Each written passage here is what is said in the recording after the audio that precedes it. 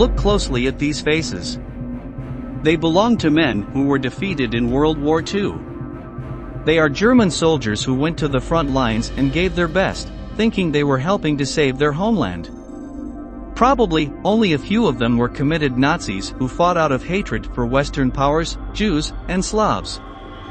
However, the truth is that National Socialism was a brutal dictatorship that never had the active support of the majority of the population.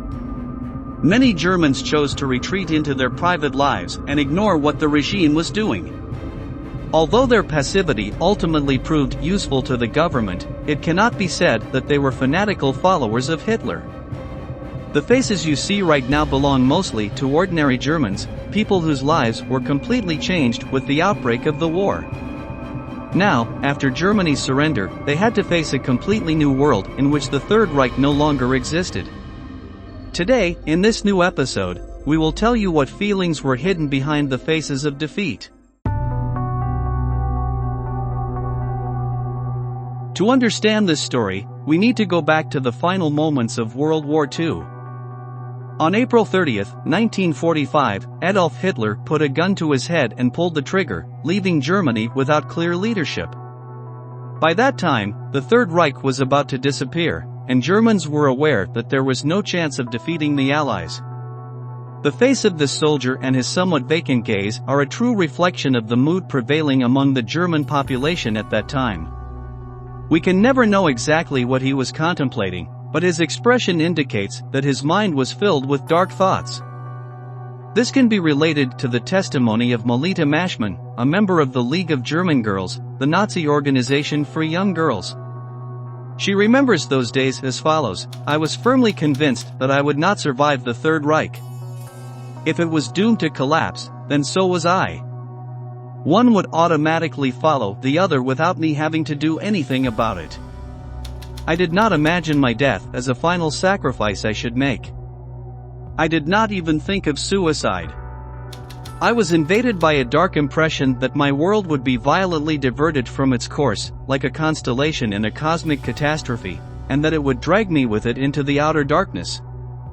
Meanwhile, on the battlefield, the Wehrmacht troops faced one failure after another, being taken prisoner by the enemies of fascism. Let's look at the testimony of a German veteran who remembers the humiliating story of his capture. He was fleeing through a forest with his comrades and decided to stop and find a hiding place. They said, "Well, let's hide behind the trees till they go. If they don't see us, they might go away." And they came and I stood behind that tree. We all stood behind each one of those trees. It was just big enough to hide us. And they said, "What I'm gonna do, if we can't run, they're gonna start shooting at us." And I finally, I put my hand out and waved, say, "Hi." And they said, come on out, hands up, hands up. And that's how we got captured.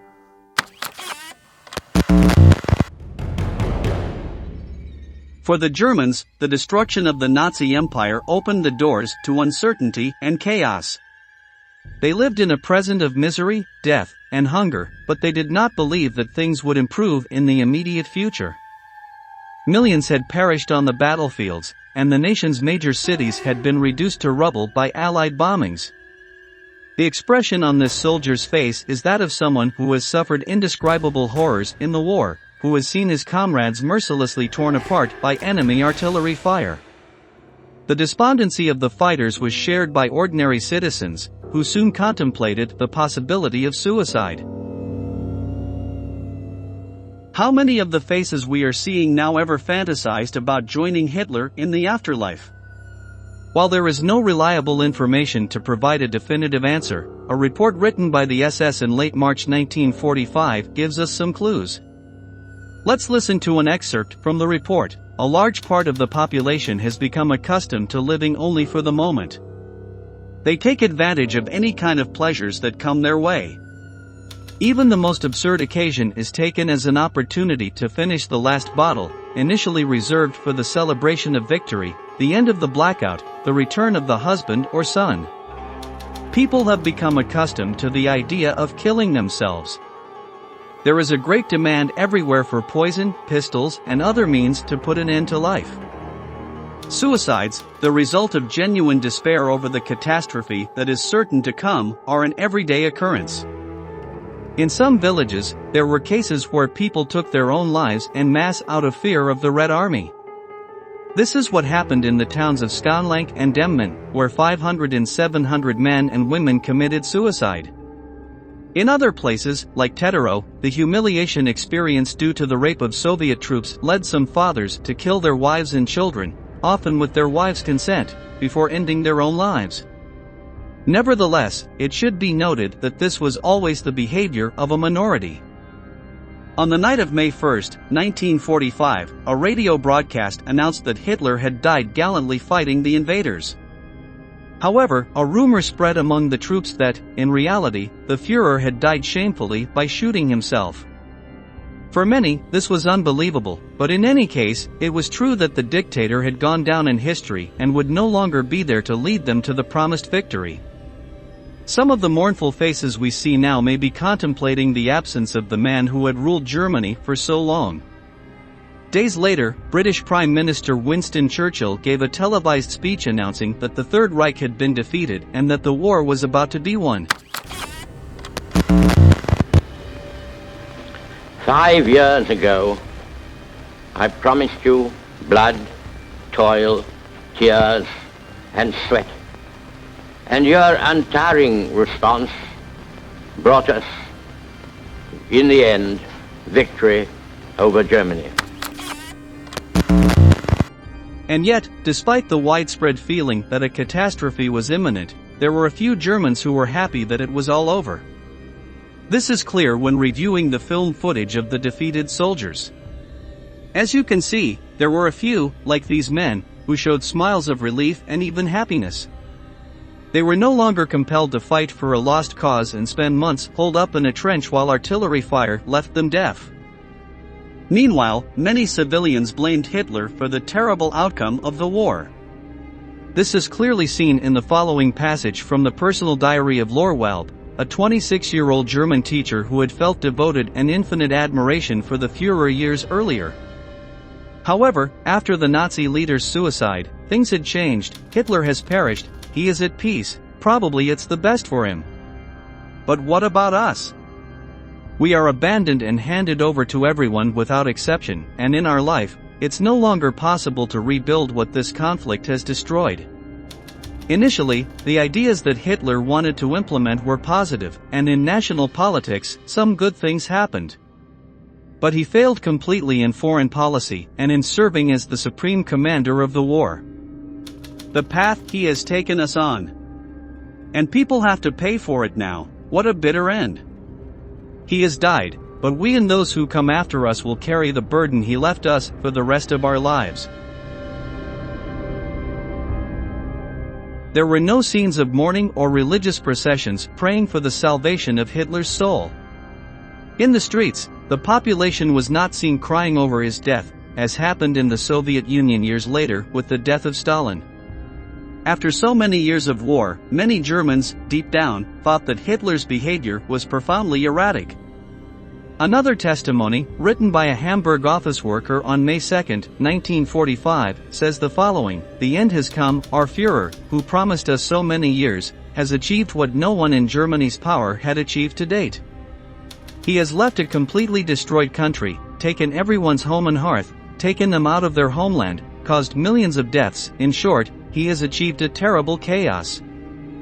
Years ago, it would have been unthinkable for a German to write such harsh words about the Führer, but now there were no doubts that, with Hitler dead, people were no longer compelled to keep their opinions to themselves.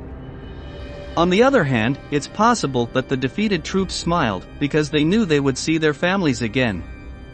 In these images, you can see how the Germans posted papers and posters on the walls of the buildings that survived the destruction. There, they wrote messages hoping they would be read by their family members, who were moving back and forth, fleeing the Red Army, or perhaps returning from the battlefield. After being separated from their loved ones for so long, German troops had a good reason to be happy. They were returning to what was left of their homes, with the hope of reuniting with their families, though naturally also fearing that they might have died during the Allied invasion. In this regard, the testimony of Wolfram Forster is interesting.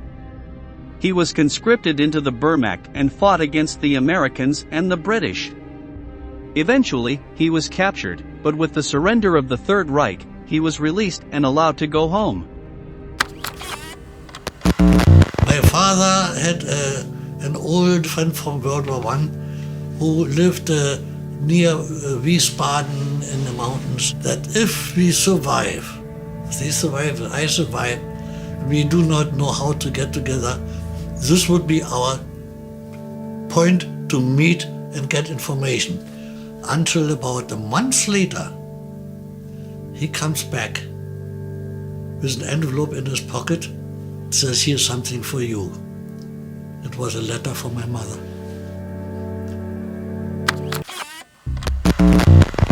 After returning to his mother's embrace, Wolfram studied medicine and moved to the United States, where he started a family and enlisted in the American military.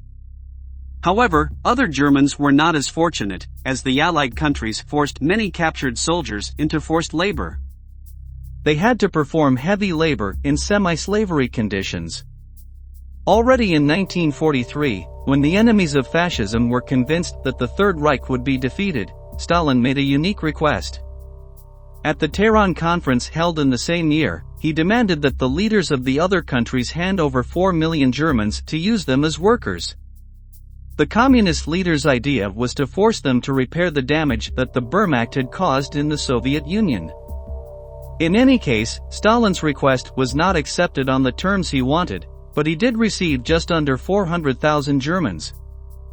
The victorious countries also took in prisoners of war from the Wehrmacht. The type of work they had to do varied depending on the nation.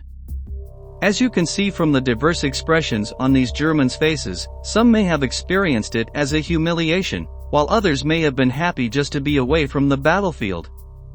In the United States, most of them worked in camps and on farms, where they were paid 80 cents for a day's work, which would be equivalent to about $15 per day today. In Poland, their lives were extremely hard, as they were exploited to the point of working 60 hours a week with no breaks and earning just a quarter of the average Polish worker's salary. However, one of the worst fates was that of German prisoners sent to Norway. There, they were used to clear minefields, a task that often ended with the Germans accidentally stepping on a mine and being blown up seconds later. Life after the fall of the Nazi Empire was hard for all Germans. Now that they were at peace, they gained a new perspective on the war, as you can see in the testimony of this Wehrmacht veteran.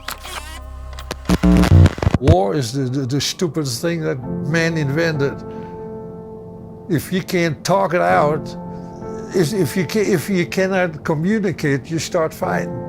You have to do away with your problem. You have to annihilate your problem. But that is not a solution. That just create more problems.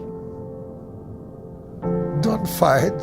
Talk it out. There got to be a solution. There is always a solution.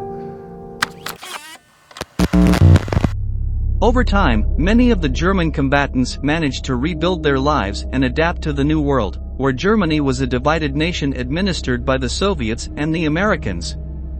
The victors made efforts to denazify the population, an operation that was mostly successful. The open expression of Nazi opinions became a taboo, and those who expressed them were dismissed from their jobs. Attempts to establish popular neo-Nazi political parties were doomed to marginality, and over time, society in general learned to incorporate democratic values. We've reached the end of the video. Leave your comments in the box below, and don't forget to subscribe to our channel to learn about many more military events that left their mark on history.